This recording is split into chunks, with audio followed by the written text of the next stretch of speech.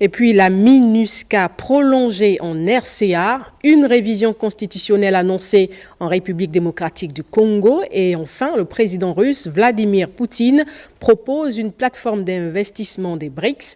Le Monde en bref est commenté par Janice Ondo Nguema.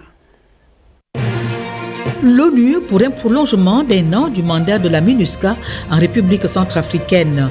Valentine Rugwabiza, représentante du secrétaire général de l'ONU pour la RCA et chef de la MINUSCA, a présenté au Conseil de sécurité de l'ONU l'état des lieux de la situation sécuritaire dans ce pays, mettant en avant le processus qui a conduit au désarmement et à la démobilisation des combattants des groupes armés dissous, ainsi que l'intégration de bon nombre de rebelles au sein des forces armées nationales.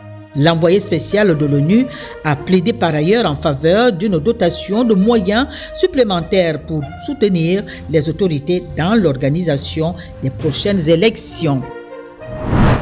La République démocratique du Congo, saisie par la fièvre de la modification constitutionnelle. Mercredi 23 octobre 2024, le président Félix Tshisekedi a évoqué la question à Kisangani, dans le nord-est du pays. Selon le chef de l'État, la loi fondamentale en vigueur depuis 2006 est caduque. Plusieurs dispositions méritent d'être toilettées, notamment celles relatives à l'organisation des scrutins, à la nomination des gouverneurs des provinces, y compris les articles qui limitent à 2 les mandats présidentiels.